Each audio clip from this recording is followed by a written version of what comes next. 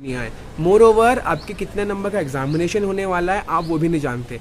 So you can't make a clear cut strategy from before hand कि आपको Z once में ऐसे ही prepare करना है। देखो कभी आपका जेड वन 360 नंबर का हो जाता है, कभी आपका जेड वन 372 नंबर का हो जाता है, कभी आपका जेड वन 504 नंबर का भी हो जाता है। ठीक है, तो इस चीज़ को क्लियरली समझ लो कि आप जेड वन के लिए पहले से कोई क्लियर कट स्ट्रैटेजी बना नहीं सकते हो, but the only thing that you can do for Z once beforehand कि आप अपने कॉन्सेप्ट को और ज़्यादा स्ट्रॉन्ग करो। कॉन्सेप्ट का बहुत ज़्यादा स्ट्रॉन्ग कैसे करोगे? ज़्यादा से ज़्यादा हायर ऑर्डर के क्वेश्चंस करके। सो और भाई बहनों क्या हाल चाल है यार, बहुत बहुत स्वागत है उनका जो मेरे चैनल में पहली बार आए हैं। यार एक काम करो, चैनल के बाहर जाओ, सब्सक्राइब करो, घंटी बजाओ और अंदर आ जाओ।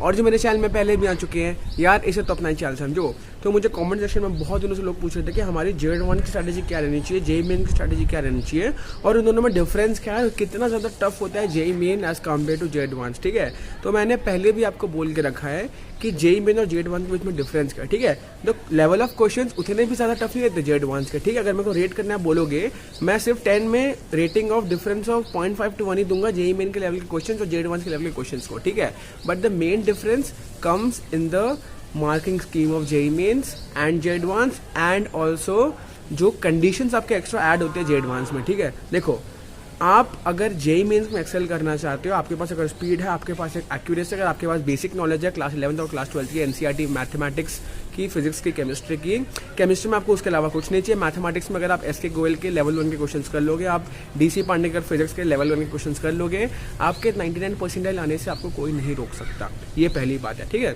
बट क्या सेम अप्रोच आपकी जेड वन में चल सकती है? बिल्कुल नहीं।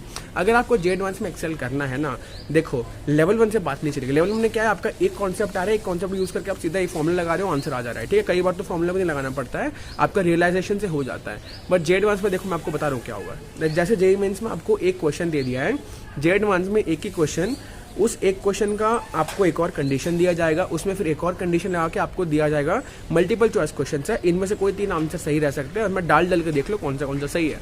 और मार्किंग स्कीम उसकी इतनी ज़्यादा एडवर्स रहती है ना, +4 -2 में आप खेलते हो। अगर आपने एक भी गलत आंसर पुट कर दिया वहाँ पे आपको सीधा -2 मिलेगा, आपको 0 भी नहीं मिलेगा, -2।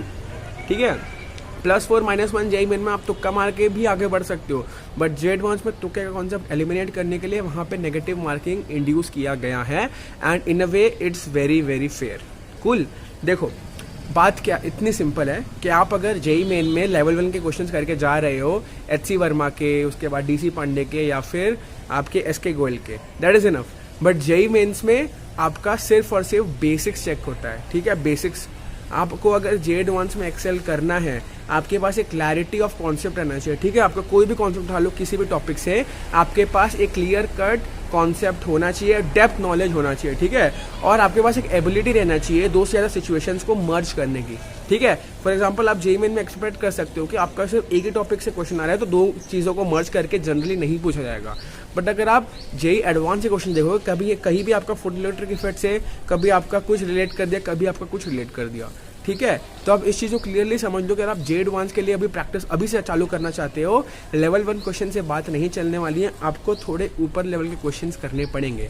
2017 वाज द ओनली ईयर जहाँ पे आपका जेई एडवांस में भी एनसीईआरटी लेवल के क्वेश्चंस आए थे, केमिस्ट्री में, फिजिक्स में, मैथमेटिक्स में, but 2017 was the only year. ठीक है, 2018 में भी नहीं आया, 2019 में भी नहीं आया। मोर ओवर आपके कितने नंबर का एग्जामिनेशन होने वाला है आप वो भी नहीं जानते। So you can't make a clear cut strategy from before hand कि आपको जेड वंस में ऐसे ही प्रिपेयर करना है। देखो कभी आपका जेड वन 360 नंबर का हो जाता है, कभी आपका जेड वन 372 नंबर का हो जाता है, कभी आपका जेड वन 504 नंबर का भी हो जाता है। ठीक है, तो इस चीज़ को क्लियरली समझ लो कि आप जेड वन के लिए पहले से कोई क्लियर कट स्ट्रैटेजी बना नहीं सकते हो, but the only thing that you can do for Z once beforehand कि आप अपने कॉन्सेप्ट को और ज़्यादा स्ट्रॉन्ग करो। कॉन्सेप्ट का बहुत ज़्यादा स्ट्रॉन्ग कैसे करोगे? ज़्यादा से ज़्यादा हायर ऑर्डर के क्वेश्चंस करके। ठीक है, हायर ऑर्डर क्वेश्चंस मैं आपको अगर बताऊं, हायर ऑर्डर क्वेश्चंस से मैं क्या मीन करता हूं, देखो बेसिक से बात है, आपको जेड वंस के जितने लेवल के क्वेश्चंस मिलेंगे ना, आप पहले साले PYQ कर लो जेड वंस के। ठीक है, आपसे मैम डैम श्योर आपसे सारे नहीं बनने वाले। अगर आपसे 30 से 40% नहीं बन रहे हैं ना, you are very good, literally you are very good. Okay, so इस चीज़ को क्लियरली पहले समझो कि आपको कम से कम उतना करना ही है। पहले एकदम हाई लेवल के क्वेश्चंस करना चालू करो अगर आप जेड वंस ओरिएंटेड हो अभी से, क्योंकि देखो अभी हम श्योर नहीं है कि आपका जेड वंस हो सकता है कि नहीं हो सकता। अगर आपका जेड वंस होता भी है, there is a high chance कि वो कंडेंस कर देंगे जेई मेन और जेड वंस के गैप को, और उसको कम से कम 20 दिन का कर देंगे। कन्वेंशनली आपको 40 से 50 दिन मिलने चाहिए, बट ऐसी भी पॉसिबिलिटी है कि आपको कम से कम 20 दिन का ही गैप मिले। तो आपको जेड वन की प्रिपरेशन अभी से चालू करनी पड़ेगी टू बी सेफ। ओके, देखो जेड वंस के लिए सबसे बेस्ट टेक्निक है, पहले पीवाईक्यू कर लो सारे जेड वंस के, उसके बाद जो एबिलिटी चाहिए आपको उन क्वेश्चंस को सॉल्व करने की। देखो स्पीड आपकी सिर्फ और सिर्फ चेक होने वाली है जेई मेन में। जेड वंस आपका 6 घंटे का होने वाला है, मान लो 372 नंबर का आइडियली आपका हो रहा है, तो उसमें स्पीड चेक करने का तो फायदा नहीं होना, आपके पास बहुत टाइम है। बट अगर आपके पास कॉन्सेप्ट ही नहीं है, उतना टाइम आप बैठ के क्या घास चरोगे? ठीक है, तो कॉन्सेप्ट्स को अच्छे से ग्राफ्ट करना सीखो, कॉन्सेप्ट्स को अच्छे से अभी ब्रश करना चालू कर दो। आप अगर ढंग से करोगे ना अभी से, आपको बहुत ज़्यादा फायदा होने वाला है on the day of J advance. J advance के लिए मैंने एक लिंक भी दे के रखा है, जो सिलेबस है एकदम सिलेबस से प्रिसाइज होकर आपको प्रिपरेशन करना है और आपको सबसे ज़्यादा चीज़ों को लिंक करना है। ठीक है, आप जे एडवांस में ऐसा नहीं कर सकते आप एक चैप्टर छोड़ के चले गए, मानो उस चैप्टर से भी एक क्वेश्चन आ गया और उस चैप्टर से लिंक दूसरे चैप्टर का भी एक क्वेश्चन आ गया, तो आप दोनों नहीं कर पाओगे ना। So that's the main thing I am telling you, आप जे एडवांस के लिए एक भी चैप्टर नहीं छोड़ सकते हो, आपको एकदम टू द स्पॉट प्रिपरेशन करनी है। क्योंकि जे एडवांस में देखो आपको रैंक अगर आपकी 5000 के अंदर आ रही है जनरल की, अगर आप जनरल हो तभी आपको कोई ढंग का आईआईटी मिलेगा। आईआईटीज तो आपको 30,000 40,000 50,000 में भी मिल ही जाते हैं, बट मेन बात जो आती है ना वो आपके आईआईटीज में आती है। आईआईटीज में अगर आपको ढंग के आईआईटी ढंग के ब्रांच के साथ चाहिए, 5000 के अंदर आपको रैंक लाना है जेई एडवांस में। बट जेई मीन्स में अगर आपको ढंग का NIT, for example NIT Trichy, NIT Warangal, NIT Surat का, अगर आपको ये सब चाहिए 20,000 के आसपास भी आपको एनआईटीज मिल जाएंगे। सो और वो 5,000 के अंदर आपके पर्सनल बताओ, अगर आप सारे लोग जो जेई में नहीं रहेगा तो सब जे एडवांस दे देंगे।